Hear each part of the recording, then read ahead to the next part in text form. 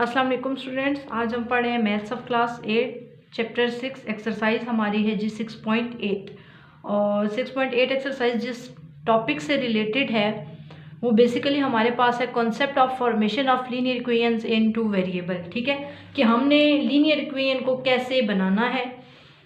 सबसे पहले बात आती है कि लीनियर इक्वेशन हमारे पास होती क्या है। ठीक है, लीनियर इक्वेशन हमारे पास ऐसी इक्वेशन होती है जिसमें वेरिएबल की पावर 1 हो। ठीक है, 1 से ज़्यादा ना हो। जैसे अब आप लोग पढ़ते हैं, आप लोग ये क्वेश्चन इस तरह के करके आए हैं, जैसे x प्लस वाई अगर मैं लेती हूँ x plus Y equals to 1। अब ये मेरे पास एक इक्वेशन है। ठीक है, अब यहाँ पे देखें दो वेरिएबल्स यूज हो रहे हैं x एंड y। अब देखें दोनों की पावर्स हमारे पास क्या है, 1 है।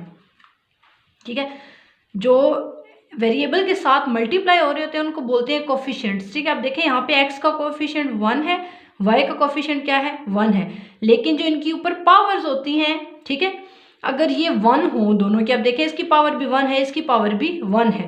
ठीक है, अदर देन 1 नहीं होनी चाहिए, ना कि 2 हो, ना 3 हो, ना 4 हो, ना कुछ और। ठीक है, अगर इन दोनों की जो वेरिएबल इक्वेशन में यूज़ हो रहे हैं अगर उनकी पावर 1 होगी तो उस इक्वेशन को हम कहते हैं लीनियर इक्वेशन। ठीक हो गया।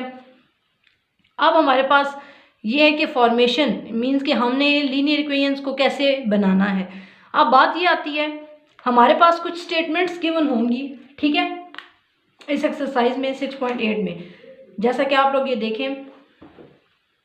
अब आप देखें एक्सरसाइज 6.8। अब आप देखें यहाँ पे जो आपको क्वेश्चंस दिए हुए हैं, ठीक है, ये स्टेटमेंट की फॉर्म में है।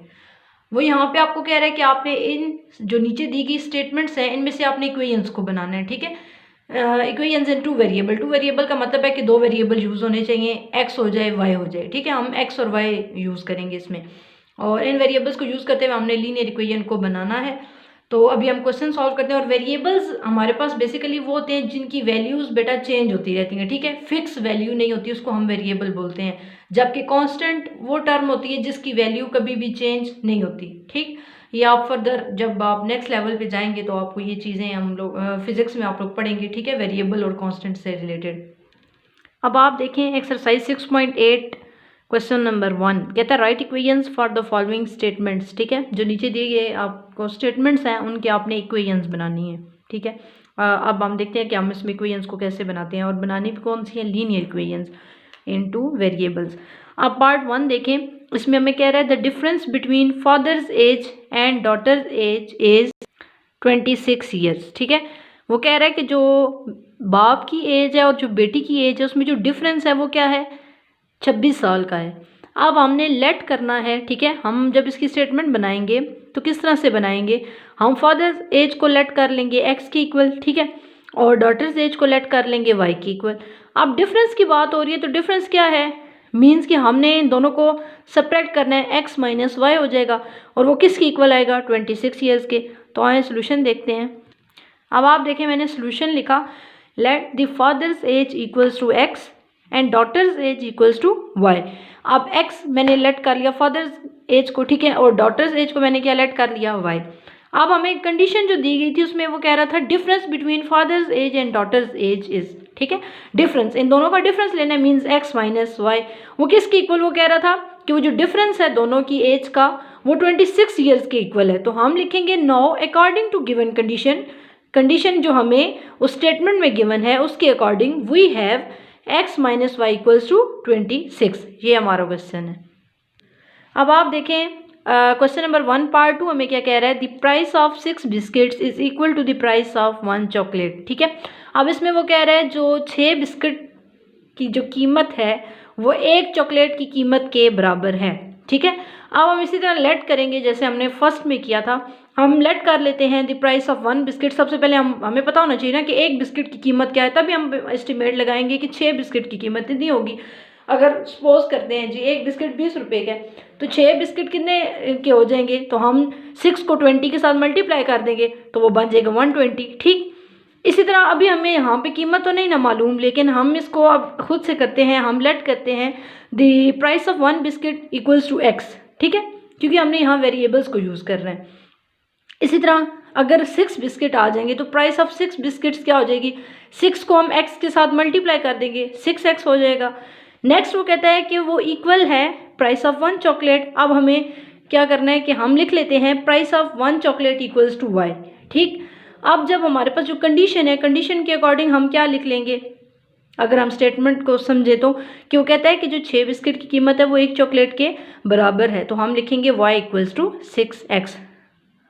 अब आप सोल्यूशन देखें, मैंने लिखा let the price of 1 biscuit equal to x, the price of 6 biscuits equals to 6 को मैंने x के साथ मल्टीप्लाई किया, 6x बन गया। अब नेक्स्ट मैंने लिखा the price of 1 chocolate equals to y।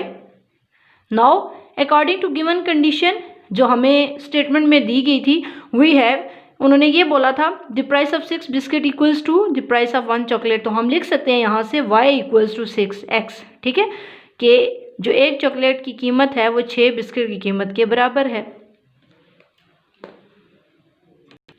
अब आप देखें पार्ट 3, इसमें हमें कह रहा है if a number is added to 3 times of another number then the sum is 25।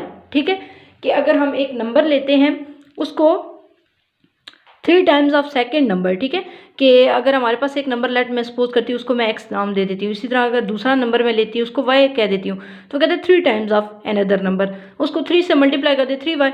अब वो कहते हैं जो इन दोनों का आप सम लेंगे, ठीक है, अगर आप इन दोनों को ऐड कर दें x प्लस 3y करें तो आपके पास जो सम होगा वो किसकी इक्वल होगा, 25 के।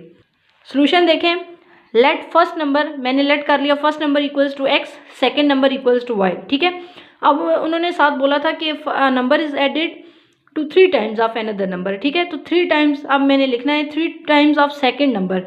ठीक है, मैंने इसको 3 के साथ मल्टीप्लाई कर दिया, 3y हो गया। अब हमें वो कह रहा था कि अगर इन दोनों को ऐड करें तो इनका सम किसकी इक्वल आएगा, 25 के। तो मैंने नीचे लिखा now according to given condition we have, अगर इन दोनों को ऐड करें तो इनका सम किसकी इक्वल आएगा, 25x plus 3y equals to 25। अब आप देखें पार्ट 4, वो कह रहा है division of sum of 2 numbers by their difference is equal to 1। ठीक है, कि अब इस स्टेटमेंट को ज़रा समझें, कोई से 2 नंबर लेने हैं, हमने लेट करने हैं। ठीक है, लेट कर लेते हैं, एक नंबर हमारे पास x है और दूसरा मैं लेट कर रही हूँ y। ठीक है, अब उन दोनों का सम लेना है, सम का मतलब उन दोनों को ऐड करना है x प्लस वाई, फिर कहते हैं कि उन दोनों का डिफरेंस भी लेना है, डिफरेंस होता है दोनों को सब्ट्रैक्ट करना है x माइनस वाई। अब वो क्या कह रहा है, division of sum of 2 numbers, के उन 2 नंबर्स के सम को उन्हीं के डिफरेंस के साथ अगर आप डिवाइड करें तो वो उसका आंसर किसके इक्वल आना चाहिए, वो 1 की इक्वल होगा। ठीक, अब आप देखें solution, let first number equals to x, second number equals to y। अब हमें सम और डिफरेंस का तो नहीं पता, इसलिए मुझे चाहिए सम, मीन्स इन दोनों को ऐड कर दें x plus Y, and difference इन दोनों को सब्ट्रैक्ट करें x minus Y. Now according to given condition we have, उसने क्या बोला था कि सम ऑफ 2 नंबर्स डिवाइड करें अगर उन्हीं को उनके डिफरेंस के साथ, तो वो किसकी इक्वल आएगा, 1 की इक्वल। तो हम लिखते हैं x plus Y divided by x minus Y which is equal to 1। अब आप पार्ट 5 देखें, उसमें वो कह रहा है twice of Annie age increase by 7 years become y years। ठीक है, इसका मतलब क्या है कि कोई एज है उसके, वो उसका ट्वाइस ले लें, मीन्स कि जैसे अगर फ़र्ज़ करें किसी की एज हमारे पास अगर है जी 20 years है, सही, हम उसके ट्वाइस कैसे लेंगे, मीन्स उसको 2 से मल्टीप्लाई कर देंगे ना, अगर 20 है तो 2 से मल्टीप्लाई करें क्या बन जाएगा, 40। सही हो गया। वो कहते हैं twice of Annie age increase bye, फिर वो कहते हैं जो एज है अगर उसमें 7 years को मज़ीद ऐड किया जाए, इंक्रीज बाय का मतलब क्या है कि इंक्रीज बाय 7 years का मतलब ये है कि अगर उनमें 7 years को मज़ीद ऐड किया जाए तो वो क्या बन जाएंगी, इट बिकम्स y years। ठीक है, वो तो वो y की इक्वल आ जाएगी। अब हम इसकी स्टेटमेंट बनाते हैं, वो कैसे बनेगी। अब आप सोल्यूशन देखें, let Annie age equals to x, हमें अभी नहीं पता कि वो एज क्या है तो इसलिए हमने लेट कर लिया Annie age equals to x। अब उन्होंने बोला था ट्वाइस ऑफ एनी एज, ठीक है, तो मैंने लिख लिया twice of Annie age equals to, means कि जो हमने एज लेट किया उसको 2 से मल्टीप्लाई कर देंगे, 2x बन गया। अब उन्होंने ये भी बोला था कि twice of Annie age increase by 7 years, अगर वो जो एज है वो उसमें अगर हम 7 years को मज़ीद ऐड कर दें तो वो हमारे पास किसकी इक्वल आएगी, देखें ना, 2x प्लस 7। ठीक है, जो एज थी अगर उसमें 7 years को मज़ीद ऐड किया जाए तो क्या बनेगी statement, 2x plus 7। Now according to given condition we have, अब उन्होंने ये बोला था कि इट बिकम्स y years। ठीक है, किसकी इक्वल आएगी, y years के, तो हम लिख लेते हैं 2x plus 7 equals to y, कि ये जो हमारे पास आएगा twice of Annie age increase by 7 year it becomes Y years. ये हमारा आंसर है। आज हमने इस लेक्चर में पढ़े हैं जी क्वेश्चन नंबर 1 के 5 पार्ट्स।